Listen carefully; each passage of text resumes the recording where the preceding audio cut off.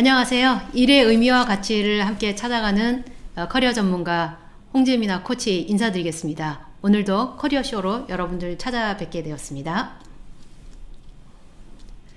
자, 오늘은 러시아 우크라이나 전쟁 이야기를 좀 해보겠습니다. 아니, 커리어쇼에서 웬 전쟁 이야기냐 이렇게 생각이 드실 수 있겠는데, 제가 드리고자 하는 말씀은 전쟁 이야기는 아니고 전쟁을 통해서 보여지는 4차 산업 혹은 기술에 대한 이야기, 그것들이 우리 커리어에 영향을 또 미칠 수가 있기 때문에 그런 부분들의 이야기를 좀 드리고 싶습니다. 러시아 우크라이나 전쟁이 2월 24일에 발발이 됐습니다. 그때 전격적으로 러시아가 우크라이나를 침공을 했죠. 러시아는 군사력이 2위입니다. 2위고 우크라이나는 22위인가 그래요. 그래서 압도적으로 러시아가 우크라이나를 이길 것이다. 그리고 전쟁이 금방 끝나지 않을까? 이렇게 예상을 했는데 보기 좋게 그 예상은 빗나갔습니다. 우크라이나가 지금 결사항전을 하면서 굉장히 전쟁을 잘 치르고 있고 오히려 러시아가 좀 궁지에 몰리고 있는 것 같은데, 어쨌든 이런 전쟁을 겪으면 양국의 국민들 희생을 당할 수밖에 없기 때문에 빨리 좀 휴전이든 종전이든 좀 협상이 맺어져서 전쟁이 좀 끝났으면 좋겠습니다. 이 영상이 올라갈 무렵에 전쟁이 끝나 있으면 참 좋을 것 같은데요. 그것은 잘 모르겠습니다. 이번 전쟁을 보면서 제가 정말 깜짝 놀라는 구석들이 좀 있습니다. 이렇게 전쟁을 우선 유튜브라던가 이런 SNS를 통해서 너무 생생하게 지금 목격을 하고 있습니다. 이런 것들이 이제 IT 기술의 어떤 발달 때문이라고 볼 수밖에 없는데, 게다가 이 군인들만 전쟁을 하는 게 아니라 이 전쟁에 뛰어든 군인 외에 민간 기업, 민간인들을 보면 참 놀랍고, 그리고 그 배경에는 하나같이 이 4차 산업 또는 IT 기술이 적용이 되어 있습니다. 이번 전쟁을 통해서 제가 여러분들에게 좀 말씀드리고 싶은 내용의 키워드들 몇 가지를 좀 먼저 말씀을 드리겠습니다. 맵핵, 어나니머스, 일론 머스크, 구글, 드론. 자, 먼저 맵핵부터 좀 말씀을 드리자면은, 바이든 대통령이 이제 전쟁이 시작이 되고 나서 미군은 참전을 하지 않겠다, 우크라이나를 위해서 우리 기도합시다 라는 행동을 취해서 되게 비난을 많이 받았는데, 의외로 전쟁이 시작을 하고 나서도 우크라이나가 너무 잘 버틸 때 인터넷에서 이런 이야기가 나옵니다. 미국이 맵핵을 켜줬다. 자, 맵핵이 뭔지 아시는 분들은 아마 다 아실 텐데, 스타크래프트에서 사용되는 거이신가 봐요. 저는 스타크래프트를 안 해봐서 잘 모르는데, 여하간 미국이 그 자신들의 조기 경보기라던가 이런 정찰 자산을 활용을 해서 그 전장 곳곳을 살펴서 거기에서 나온 온갖 정보를 우크라이나에게 주고, 우크라이나는 그 정보를 가지고 러시아군을 기다리고 있다가 거기서 그냥 공격을 하는 겁니다. 그러다 보니까 러시아가 이제 제대로 대응을 못하는 이제 이런 상황이 벌어졌습니다. 자, 맵핵, 그 엄청난 그런 정보를 가공을 하고 정보를 받아들이고 가공을 하는 여기에는 상당한 기술이 당연히 들어가 있겠죠. 이렇게 해서 시작이 된 전쟁 초기에 어나니머스라고 하는 게 등장을 합니다. 여러분, 어나니머스가 뭔지 아세요? 들어보신 분들도 있겠는데, 정체불명의 국제 해커 집단입니다. 이 해커 집단이 러시아에 사이버 전쟁을 하겠다라고 전쟁 선포를 해요. 그리고는 해킹을 합니다. 어떤 해킹을 하냐면 러시아 공영방송국에 들어가서 러시아 방송에서 우크라이나 민요를 틀어주기도 하고요.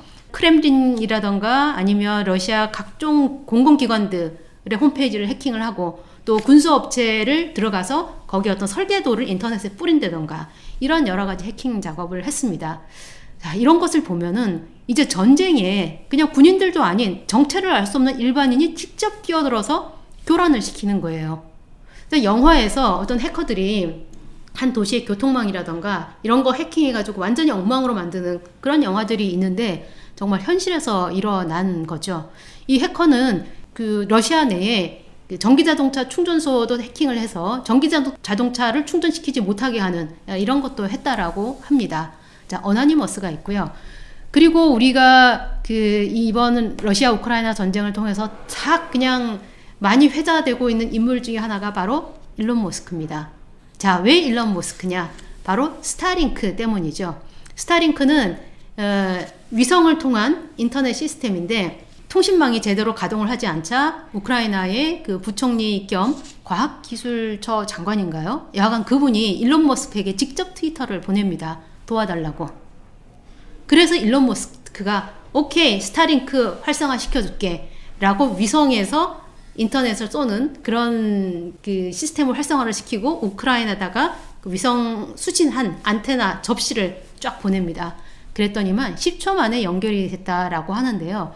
저는 그 스타링크라고 하는 그 단어도 정말 너무 첨단이지만 이제 우주에서 인터넷이 되게끔 하니까 이 지상에서 아무리 인터넷 선을 뭐 어떻게 뭐 폭격을 하든 뭐를 훼손을 해도 아무런 상관이 없는 거예요. 제가 이걸 보면서 와, 전쟁의 양상이 정말 너무너무 바뀌고 있구나. 어떤 영향력을 미치는 그 어떤 요소가 정말 바뀌고 있구나. 이런 생각이 또 들었습니다.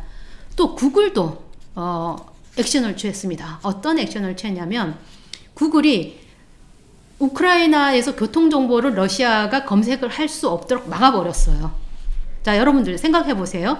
우크라이나는 미국으로부터 여러 가지 정보를 받습니다. 러시아 군인들이 어떻게 움직이는지를 정보를 받고 있고요. 그런데 러시아는 구글링해서 구글을 통해서 교통정보를 좀 알아야지 되는데 그걸 다 차단을 시켜버린 거예요. 그러니까 한쪽은 눈이 있고 한쪽은 눈이 막혀버렸습니다. 자, 이렇게 구글이라고 하는 또 기업이 전쟁에 또 참전을 해서 약간 이런 활동을 하고 있고요. 또 드론이라고 하는 것도 참 많이 나옵니다. 이번 전쟁을 통해 가지고 과연 탱크라고 하는 것이 얼마나 효과성이 있느냐, 현대전에서는 무용지물이 아니냐, 이런 이야기가 나올 정도인데 이런 탱크를 공격하는 몇 가지 무기 중에 하나가 바로 드론입니다. 군사용 드론은 이미 많이 쓰이고는 있었지만요, 이번에 특히 아주 생생하게 그 우리 일반 시민들에게, 아주 세계인들에게 보여주고 있습니다. 그 드론이 공격하는 것뿐만이 아니라 그 전장을 위에서 찍어가지고 유튜브라던가 이런 것들을 통해서 굉장히 많이 보여주고 있는데요. 바로 드론은 얼마 전에 있었던 그 강원 경북 이쪽 지역에 산불의 굉장히 큰 화재에서도 드론을 투입해가지고 산불 현장을 확인을 한다던가 그런 식으로 쓰였습니다. 자, 제가 지금 말씀을 드렸던 어나니머스라던가 뭐 맵팩, 그리고 드론이라던가 스타링크 같은 것들, 뭐 구글 어떤 그런 그 검색 서비스 같은 것들, 이런 것들이 지향하는, 가리키고 있는 한 가지가 있습니다. 바로 뭐냐? 4차 산업이죠. IT 기술입니다. 여러분들 이렇게 보면서 이제는 이런 IT 기술이라던가 이런 4차 산업을 우리가 외면하고서 직업을 선택을 한다, 혹은 어떤 직업 활동을 한다 라고 하는 것은 자신의 직업 한계를 굉장히 좁힐 수밖에 없다라는 것을 좀 인지를 분명히 하셔야 될 것입니다. 자, 4차 산업 관련 직종들은 이렇게 IT에 익숙한 젊은 층에게만 해당되는 이야기는 물론 당연히 아닙니다. 자, 그 중령으로 예편하신 군인이 계신데요. 이분은 굉장히 드론에 꽂혀서 드론 관련 자격증을 다 따셨습니다. 중령으로 예편을 하셨기 때문에 최소 40대 중반은 되셨을 텐데, 이분이 드론과 관련된 여러 가지 자격증을 따시고 결국은 국가 자격증까지 다 획득을 하신 다음에 본인이 사설 드론 학원을 개설을 하셨고, 또 드론 그 시험 평가원으로서도 활동을 하고 계십니다. 드론이라고 하는 것 이외에도 앞으로 계속 쓰임새가 좀 사람의 눈을 좀 대신할 수 있는 어떤 그런 장비이기 때문에 여러 가지 역할을 할 수 있지 않을까 좀 생각이 됩니다. 이 AI로 인해서 없어지는 직업 상당히 많죠. 그리고 없어질 직업에 대해서 걱정도 많이 있지만 반대로 생겨나는 직업도 많이 있습니다. 우리가 AI라고 하는 것, AI가 학습을 하고 무엇을 인식을 하기 위해서, AI가 어떤 그런 활동을 하기 위해서 그 우리가 사물이라든가 그림이라든가 이미지라든가 영상이라든가 이런 모든 것에 인식표를 붙은, 즉 라벨링을 하는 작업이 있어요. 이런 작업을 데이터 라벨링이라고 하는데요. 이런 데이터 라벨링을 하는 데이터 라벨러라고 하는 이런 직업은 AI로 인해서 새로 생겨난 직업이라고 볼 수가 있겠습니다. 자, 이렇게 없어지는 직업도 있지만 생겨나는 직업도 분명히 있다라는 그런 말씀을 좀 드리겠습니다. 요즘은 이제 초등학생들도 코딩을 배우고요. 그 앞으로는 이제 코딩을 이제 방과 후 수업에서 선택적으로 배우는 게 아니라 필수로 배우는 시대가 아마 곧 올 겁니다. 제가 지난 영상에서 코딩을 50이 다 된 나이에 코딩을 배워서 지금 방과 후 교사를 하시는 한 분의 사례를 좀 간략하게 말씀을 드렸는데, 이렇게 늦은 나이, 중장년이 된 나이여도 본인이 희망하고 의지만 있다면 얼마든지 하실 수가 있고요.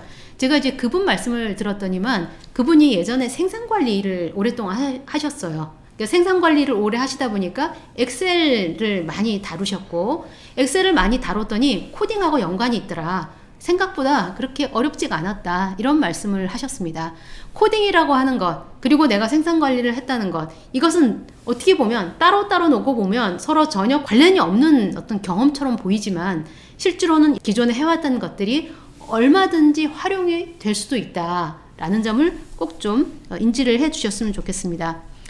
자, 오늘 이야기는 러시아 우크라이나 전쟁 이야기로 시작을 했습니다. 일단 이 전쟁이 좀 빨리 끝나고 더 이상 민간인의 피해가 없기를 바라는데요. 이 이야기의 결론은 우리가 4차 산업 그리고 기술 이런 부분에 대해서 좀 더 관심을 많이 좀 가지고 그것을 또 많이 필요하다면 얼마든지 좀 직업훈련을 통해서 본인들의 직업 선택의 폭을 좀 넓혔으면 좋겠다라는 이야기를 좀 드리고 싶습니다. 어떤 나이 너무 구애받지 마시고요. 새로운 것을 시작을 하실 때, 새로운 직업에서 도전을 하실 때 기회도 훨씬 더 많이 있습니다. 기존의 것에서 자꾸 뭔가를 하시는 것도 물론 필요할 수 있겠지만, 오늘 드렸던 이런 4차 산업, 특히 4차 산업은요, 크게 일곱 가지가 바로 이겁니다. 빅데이터 분석, 인공지능, 그러니까 빅데이터, 인공지능, 사물 인터넷, 그 다음에 로봇공학, 그 다음에 무인 운송수단의 그 드론 같은 거, 그다음 모빌리티 이런 것들이 해당이 되거든요. 그리고 나노기술, 이런 것들을 우리가 4차 산업이라고 하는데, 이런 것들에 좀 관심을 기울이셔서 여러분들의 직업 선택에 도움이 되시기를 바라면서 오늘 우크라이나 러시아 이야기도 마치도록 하겠습니다. 도움이 되셨으면 좋아요와 구독 버튼 눌러주시기 바라겠습니다. 네, 커리어 코치 홍재민아였습니다. 고맙습니다.